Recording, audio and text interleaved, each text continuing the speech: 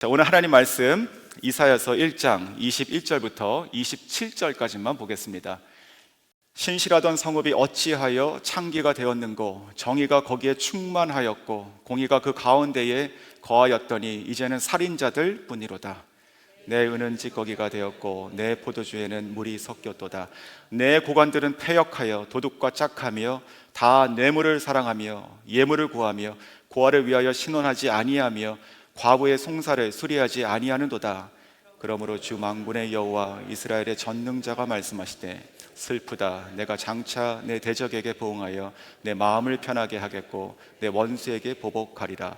내가 또 내 손을 내게 돌려 내 찌꺼기를 잿물로 씻듯이 녹여 청결하게 하며 내 혼잣물을 다 제하여 버리고, 내가 내 재판관들을 처음과 같이 내 모사들을 본래와 같이 회복할 것이라. 그리한 후에야 내가 의의 성읍이라 신실한 고을이라 불리리라 하셨나니, 시온은 정의로 구속함을 받고 그 돌아온 자들은 공의로 구속함을 받으리라. 아멘. 이사야서를 계속 저희가 이제 새벽에 보게 됩니다. 이 큐티를 통해서 저희 각자와 또 저희 공동체 가운데 하나님의 크신 은혜와 또 축복의 말씀이 흘러가기를 소원합니다. 무엇보다도 회개 그리고 회복의 영이 저희 각자에게, 저희 공동체에게 임하기를 원합니다. 하나님께서 우리를 거듭나게 하시고 새롭게 창조하시기를 주님의 이름으로 축원합니다. 자, 오늘 본문을 가지고 원형의 회복이라는 제목으로 하나님 말씀 나누겠습니다. 말씀 나누기 전에 한번 제가 이렇게 보여드리겠습니다. 이 종이가 빳빳하죠. 이것을 원형이라고 이렇게 칭해 보겠습니다. 그런데 자, 이제는 이렇게 구겨졌습니다. 원래 이 모양이 아니죠? 그러면 제가 한번 질문 드릴게요. 이 종이가 스스로 다시 원형으로 회복될 수 있을까요? 만약에 이 종이가 접힌 것뿐만이 아니고 찢겨져 있다, 10조각이 나 있다, 그러면 스스로 붙어가지고 처음처럼 될 수 있을까요? 없죠. 자, 원형의 회복은 인간에게서 가능한 것이 아니죠. 하나님의 오직 전적인 은혜로만 되는 것을 저희가 생각하게 됩니다. 자, 오늘 본문은, 오늘 제목은 제가 26절에서 가지고 왔습니다. 그래서 혹시 펜이 있으신 분은 26절을 좀 기억을 하시면 좋겠습니다. 26절 제가 다시 한번 읽어드릴게요.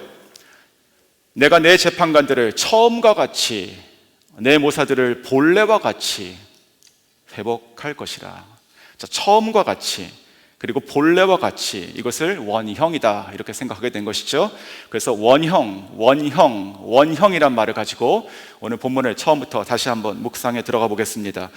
21절부터 23절을 보시면 이 내용을 보면 예루살렘의 이전에 신실했던 모습, 그러나 현재 타락한 모습이 비교되고 있습니다. 이것을 오늘 본문과 오늘 제목과 연결해 보면 원형이 변질됐다 혹은 깨졌다, 찢겼다 이렇게 볼 수 있는 것이죠. 21절 다시 한번 읽어드립니다. 신실하던 성읍이 어찌하여 창기가 되었는고, 정의가 거기에 충만하였고 공의가 그 가운데에 거하였더니 이제는 살인자들 뿐이로다. 하나님께서 만드신 성읍의 원래 그 백성의 원형이 뭡니까? 21절에 나와 있는 것을 보면 바로 신실함이죠. 그리고 또 정의가 충만한 것이고 공의가 그 안에 거하고 사는 것입니다. 자, 그러면 반대로 이 원형이 깨어진 모습은 오늘 21절에 뭐라고 되어 있었습니까? 창기가 되었다 이렇게 표현되고 있습니다. 그리고 살인자들 뿐이다 이렇게 말하고 있습니다. 자, 이 두 가지를 한번 양편에 세워놓고 비교해 보십시오. 하나는 정의가 충만하고 또 공의가 거하고 그리고 신실하다 이런 것이 있고, 또 한편에는 창기 그리고 살인자 이렇게 써 있습니다. 자, 그러면 이 두 가지는 비슷해 보입니까? 이 두 가지는 그저 조금 변질된 것처럼 보이십니까? 아니죠. 완전히 다른 게 된 것이죠. 원래 모습이 하나도 남지 않고 다 깨져버린 것입니다. 진짜 이 종이 구긴 것처럼, 아니 이 구긴 것이 아니고 다 구겨서 다 갈기갈기 찢겨 있는 것처럼 그렇게 보이는 것이죠. 어떤 물건을 만들든지 뭐 가령 도자기를 굽는다고 한번 가정해 보겠습니다. 그러면 처음에는 이 흙이 부드럽지 않습니까? 그래서 나의 손대로, 나의 원하는 대로 가게 됩니다. 그런데 그것이 어느 순간에 딱 손이 잘못돼가지고 혹은 이가 빠지거나 아니면 어느 한쪽이 이렇게 허물어져요. 그렇게 해서 굳어버리면 이것은 도자기는 도자기인데 약간 찌그러진 도자기죠. 그렇죠? 그런데 지금 오늘 이 성경 말씀 보면 이거는 찌그러진 도자기 정도가 아니라 그냥 완전히 무너지고 찢기고 완전히 흙으로 돌아간 것입니다. 그리고 나서 그냥 굳어버렸어요. 그러니까 이것은 완전히 기괴한 모양이 된 것이죠. 도자기가 아닐 뿐만 아니라 쓸모가 없게 된 것입니다. 전혀 원래 그 만든 목적과 그 생각과 다른 모양이 되어 있는 것이죠. 21절에 보시면 창기가 되었다는 표현을 보면 하나님께서 지금 이스라엘 백성 또 이 예루살렘 성읍을 얘기할 때 부부와 같이 여기신다, 이런 생각이 듭니다. 1장 2절에는 이렇게 표현되어 있었습니다. 내가 자식을 양육하였거늘. 이것은 부자관계로 볼 수 있는 것이죠. 그러니까 부자관계, 그리고 오늘은 부부관계, 이렇게 얘기하고 있습니다. 이것이 사람에게 설명해 줄 수 있는, 어쩌면 하나님께서 가장 우리에게 친밀하다고, 온전하다고, 그리고 하나라고, 원형이라고, 사랑의 원형이라고 표현할 수 있는 모습이 아닐까요? 자녀를 기르듯이, 그리고 서로 부부가 사랑하듯이, 하나 되어 사랑하듯이 기르는 것이지요. 그 남자가 여자와 한 몸이 이루어서 부부가 되고, 또 가정을 이루어서 자녀를 낳고 하는 것들이 이제 원형입니다. 원형. 자, 이런 하나님과 이스라엘 혹은 하나님의 백성의 원형의 관계가 지금 21절부터 23절을 보니까 깨졌다는 것이죠. 반복되는 말씀이기도 합니다. 자, 그렇다면 오늘 본문에서 왜 깨졌는가? 그 원인이 나옵니다. 그 원인, 그것은 바로 죄입니다. 특별히 우상숭배, 그리고 영적 간음이 되는 것입니다.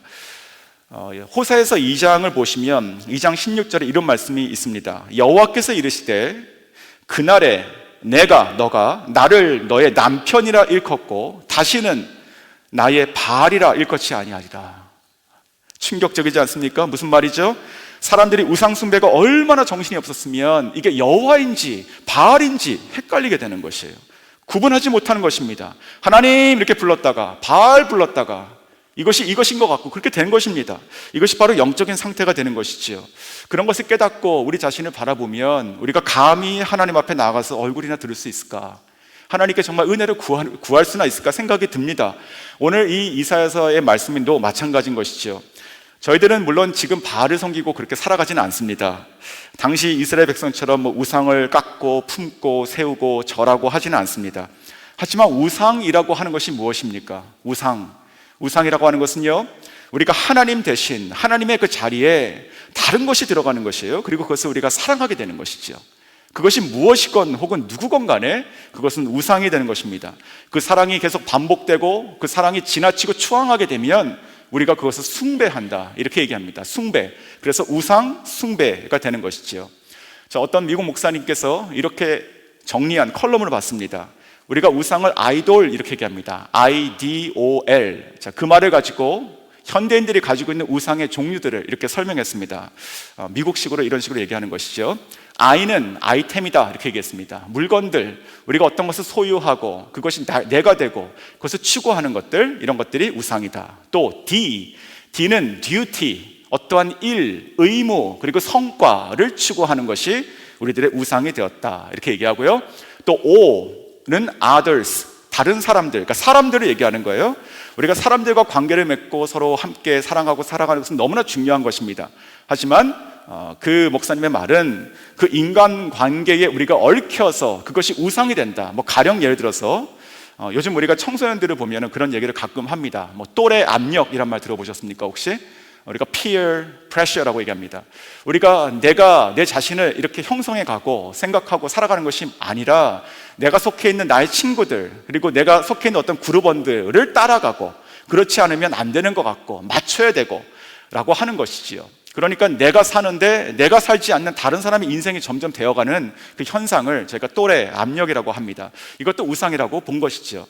그리고 마지막 L은 longings, 우리가 바라는 것들, 우리가 바라는 소망을 가지고 사는 것이 얼마나 중요합니까? 근데 그런 것이 아니라 우리가 뭔가를 계속 추구하면서 거기에 매몰되는 현상, 바로 이것이, 그러면서 우리가 하나님을 잊어버리고 또 그것을 사랑해가는 현상을 그 목사님은 아이돌, 우리가 우상이다, 이렇게 얘기하고 있는 것입니다.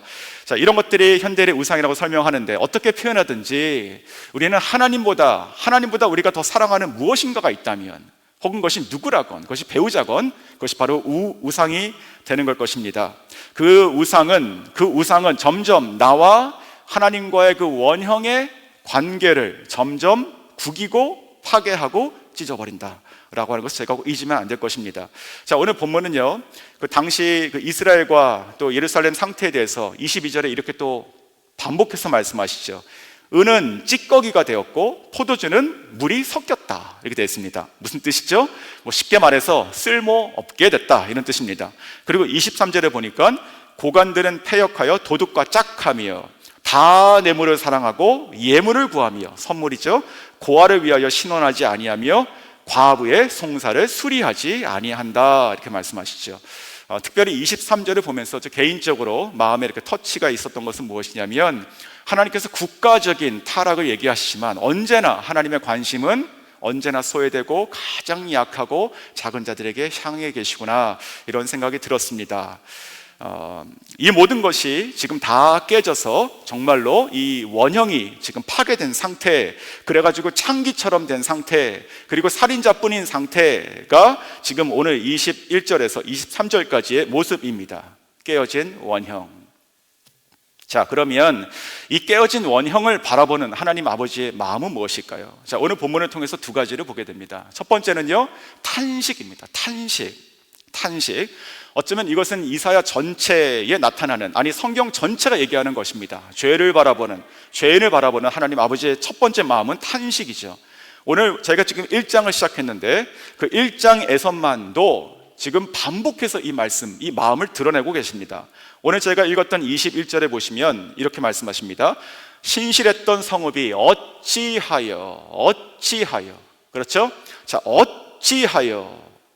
영어 성경 보시면 how 이렇게 되어 있어요. 정말 어떻게 해서 이렇게 됐느냐라고 하시는 것이죠. 어떻게 해서 이렇게 됐느냐, 어떻게 해서 이렇게 됐느냐라고 지금 하나님께서 말씀하시는 것이죠. 그런데 이 어찌하여라는 표현은 이미 5절에도 나왔었습니다. 5절, 너희가 어찌하여, 이렇게 말씀하시죠. 하나님의 탄식의 시작인 것입니다. 여기서는 why라고 번역이 되어 있습니다. 왜 그랬느냐, 왜 이 지형이 됐느냐라고 하시는 말씀이죠. 그리고 오늘 본문을 보시면 24절 한번 보십시오. 거기에 이렇게 말씀하시죠. 그러므로 주 만군의 여호와 이스라엘의 전능자가 말씀하실 때 슬프다. 하나님은요, 깨어진 원형, 죄로 인해서 우리가 구겨지고 깨어졌습니다, 관계가. 근데 그것을 슬퍼하십니다. 자, 이 말도 또 4절에 한 번 더 나왔었습니다. 4절, 슬프다 범죄한 나라요. 하나님 아버지의 마음이 보이십니까? 그러니까 1장에서만도 지금 벌써 4번이나 하나님께서 탄식하시는 것을 저희가 보게 됩니다. 죄는 사람이 졌는데, 그리고 신실함, 충만한 정의, 그리고 공의, 이런 것들은 다 사람이 다 차버렸고 대신 우상 숭배, 그리고 영적 간음, 창기가 되게 했는데 하나님께서 탄식하신다고요. 하나님께서 슬퍼하신다고요. 아마도 이러한 것은 저희가 부모가 되어서 자식을 기르면서 가끔 그런 마음들을 경험하게 되는 것 같습니다. 자, 어떻게 해서 여기까지 이렇게 왔느냐, 왜 그렇게 됐느냐라고 하나님께서 말씀하시는 것이죠. 정말 여호와인지 바알인지 알지 못하고 살아가는 그 이스라엘을 향해서 하나님께서는 호세아를 통해서 말씀하신 것처럼 또 데려오고 또 데려오며 돌아오라고 말씀하시는 그 아버지의 마음을 저희가 깨달을 수 있으면 좋겠습니다. 그래서 제 자신도 오늘 묵상하면서 깨달은 것이, 정말 신앙생활을 하면 할수록 하나님의 사랑을 정말 깨닫게 되는데 정말 그 깊이를 모르겠다 생각이 듭니다. 그래서 예전에 제가 고백했을 때 하나님의 사랑이 이렇습니다, 이 정도입니다 라고 했던 것들이 얼마나 작았는가 생각하게 되고, 또 앞으로 우리가 발견하게 될 그 하나님의 그 크신 사랑은 또 얼마나 크실까 생각하게 됩니다. 자, 지금도 우리를 향하신 아버지의 마음이 동일하시죠. 죄는 우리가 졌는데, 배신은 우리가 했는데, 하나님과의 관계의 그 사랑의 원형은 내가 깼는데, 근데 하나님께서 우리를 향해서 어찌하여 그렇게 했느냐, 왜 그렇게 됐느냐라고 탄식하시고 슬퍼하십니다. 혹 오늘 아침에도, 아니 계속 우리가 이사야를 통해서 하나님께서 그 탄식하시는 부분과 말씀이 우리 각자에게 임하신다면 하나님 앞에 돌이키시면 좋겠습니다. 자, 하지만 이렇게 탄식만 하시는가? 그것은 아니죠. 오늘 본문을 통해서 두 번째 하나님의 마음이 있으십니다. 하나님의 행동이 있으세요. 그것은 바로 죄를 미워하시는 것입니다. 단호하세요. 그리고 심판하시겠다고 정확하게 말씀하십니다. 24절 후반부를 보시면 내가 장차 내 대적에게 보응하며 내 마음을 편하게 하겠고 내 원수에게 보복하리라. 자, 우리가 대적 원수 그러면 이스라엘을 괴롭히는 주변에 있는 나라들을 얘기한다 이렇게 생각할 수 있겠지만, 오늘 본문의 문맥으로 보시면 이것은 하나님 앞에서 창기가 되고 또 살인자뿐으로 바뀌어버린 바로 하나님의 백성 이스라엘, 또 그 유다 혹은 예루살렘이 되겠죠. 그러니까 하나님께서는요, 그들의 죄를 슬퍼하시고 어찌 그렇게 하느냐고 탄식하시지만 동시에 그 죄를 반드시 내가 징계하겠다 라고 말씀하고 계신 것입니다. 내 대적에게 내가 그 죄를 죄값으로 보응해서 나의 마음을 평쾌하겠다, 이 말이 무슨 뜻일까요? 그냥 내가 화가 엄청 났는데 내가 그것을 풀겠다 이런 뜻이 아니라 공의의 하나님께서 그 공의대로 그 죄를 징계하심으로 공의를 만족시키신다는 지극히 옳으신 말씀이죠. 저희가 꼭 기억해야 될 것은 이스라엘이 하나님의 택하신 민족이라고 해서 죄를 마음껏 지더라도 하나님께서 다 괜찮아, 다 감싸주시는 일 없습니다. 어쩌면 오히려 더 통렬하게 슬퍼하시고 더 아주 엄하게 징계하심으로 반드시 돌이키길 원하시는 하나님을 저희가 성경을 통해서 보게 되는 것이죠. 저희도 마찬가지입니다. 하나님은 저희들을 사랑하십니다. 믿으시죠? 하지만 우리 안에 있는 그 죄, 하나님과의 그 관계의 원형이 자꾸만 깨어지고 있는 그 죄는 하나님께서 절대로 사랑하지 않으십니다. 어쩌면 하나님께서 우리를 사랑하시기 때문에 그만큼 사랑하시는 만큼 저희들의 죄를 미워하시고 또 징계하시는 것을 저희가 알아야 될 것입니다. 하지만 이 징계에는 세상의 그런 법정의 징계와 다른 목적이 있습니다. 그것이 오늘도 성경에 나와 있죠. 바로 그것은 죄를 벌하기 위한 목적이 아니라 깨끗게 다시 성결케 하기 위한 목적이 되는 것입니다. 그것이 25절이에요. 내가 또 내 손을 너에게 돌려 너의 찌꺼기를 잿물로 씻듯이 녹여 청결하게 하며 너의 혼잣물을 다 제하여 버리고. 아멘. 자, 잿물로 씻듯이 녹이신다. 그리고 혼잡한 것을 제하여 버리실다. 이거 똑같은 말입니다. 자, 금속을 우리가 불 속에 집어넣으면 정렬한다고 얘기하지 않습니까? 그러면은 불순물이 거기서 완전히 타버리고 제거가 되어버립니다. 그렇죠. 완전 깨끗하게 되는 것이죠. 결국 우리의 죄를 징계하신다는 것도 똑같은 것이지요. 하나님의 징계라는 그 사랑의 불에 우리를 집어넣으셔서 우리의 죄가 거기서 완전히 다 없어지기를 원하신다는 것입니다. 우리의 죄로 우리가 죄값으로 파멸되는 것이 목적이 아니라 거꾸로 우리를 다시 성결하게 하여서 다시 살리시겠다라고 하는 것이 하나님의 사랑의 징계의 뜻이 되는 것입니다. 자, 그러면서 그 대상자로 지목하는 것이 오늘 26절 앞부분 보면 이렇게 나와 있습니다. 내가 너희의 재판관들을 처음과 같이 너희의 모사들을 본래와 같이 회복할 것이라. 하나님께서는 먼저 리더를 고치시죠. 그리고 회복하십니다. 그리고 그 리더를 통해 가지고 다시 이후에 그 성읍을 다시 신실하게 회복하십니다. 26절 후반부를 계속 읽어드리면 그리한 후에야 내가 너죠 의의 성읍이라 신실한 고을이라 다시 불리리라. 회복이죠. 이것이 원역의 회복이에요. 근데 이 회복의 시작이 바로 그 공동체의 리더고, 그 회복의 시작의 도구는 무엇입니까? 징계입니다. 왜? 죄를 제하여 깨끗하게 하셔야 되기 때문에 그런 것이지요. 자, 21절 처음을 다시 한번 생각해 보시면 하나님은 이 성읍을 향해서 신실했다, 신실한 성읍이다. 그런데 어떻게 창기가 되었느냐 이렇게 말씀하셨습니다.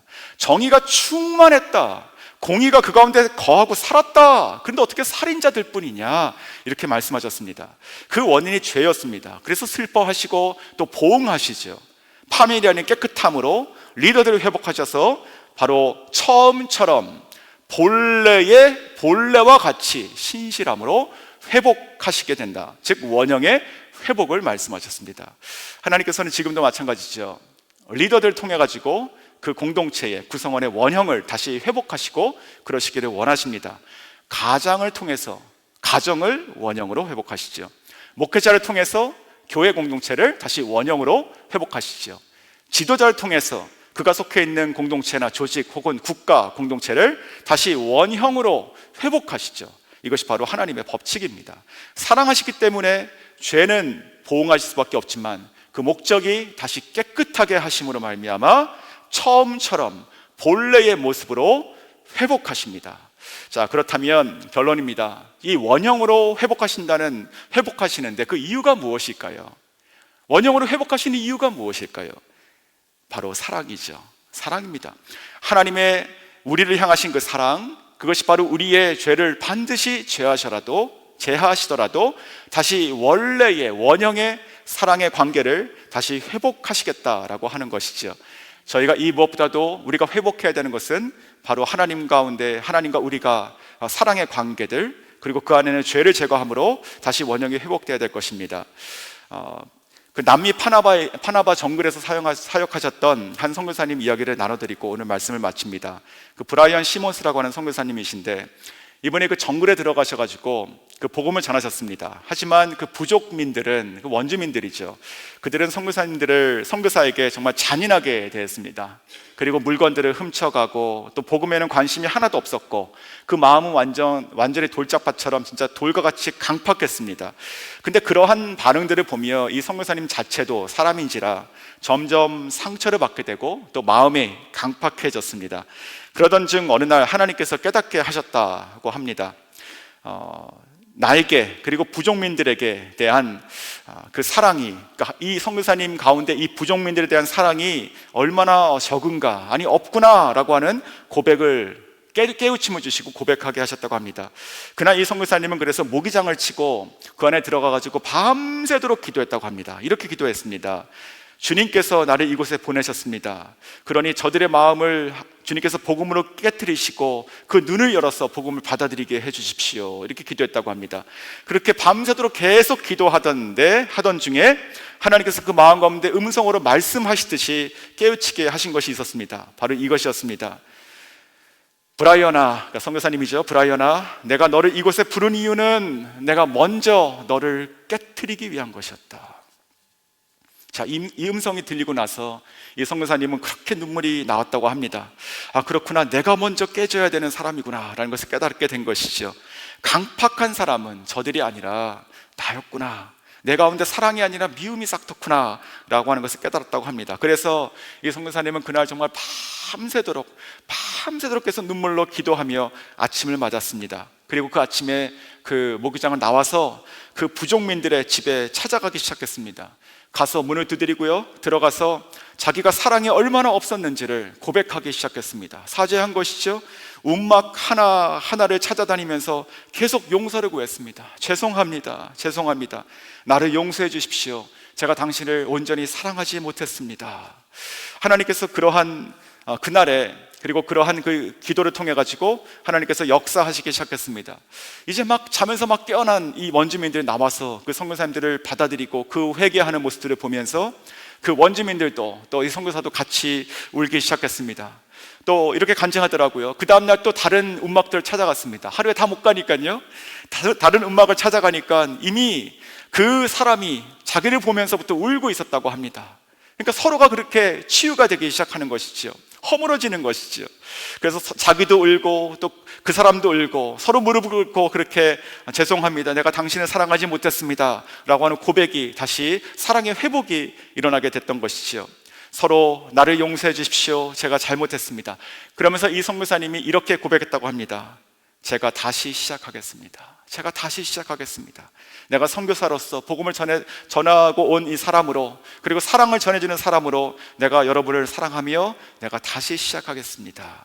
자, 그렇게 며칠을 걸쳐가지고 모든 움막집들을 다 찾아가게 됐고요, 그리고 원주민들은 선교사님을 맞으며 계속 울며 모든 움막마다, 그리고 집집마다 성령께서 부어주셔서 결국 거진 모든 부족민들이 다 주님께 나와서 하나님을 믿는 복음의 마을로 변화됐다라고 하는 간증이었습니다. 바로 하나님께서는 이 선교사님 한 사람에게 마음을 주신 것이죠. 사랑이 없음을 깨닫게 하신 것이고 회개하게 하신 것이고, 바로 그것을 먼저 깨트리심으로 깨끗하게 하시고 찾아가서 그것을 서로 나누며 다시 사랑의 복음의 원형을 회복하셨다는 이야기였습니다. 사랑하는 성도 여러분, 하나님께서는요, 오늘도 저 여러분을 창조하신 그 원래 모습이 있습니다. 하나님께서 우리를 창조하셨다면 하나님과 우리의 관계의 원형의 모습도 있습니다. 그것이 회복하시기 원하시는 것입니다. 내 안에, 그리고 우리 가정 가운데, 또 우리 교회 가운데, 또 우리가 속해 있는 이 도시 가운데, 또 이 나라 가운데, 열방 가운데 하나님께서 원래 창조하신 원래 정말 신실하게 또 누리길 원하시는 그 사랑의 관계의 원형을 회복하시기 원합니다. 이를 위해서 죄는 반드시 보응하시고 반드시 정결케 하시죠. 오늘도 또 앞으로도 계속 하나님께서 우리에게 말씀하신 것이 있다면 저희는 하나님께서 기뻐하지 않으시는 그 작은 것 하나라도 저희는 주님 앞에서 태우고 회개하고 태워서 하나님께 돌아가시면 여러분 다 될 수 있게 원하고, 그와 같은 정말 원형의 사랑이 회복되는 저와 여러분 저희들의 공동체 다 될 수 있기를 주님의 이름으로 축원합니다.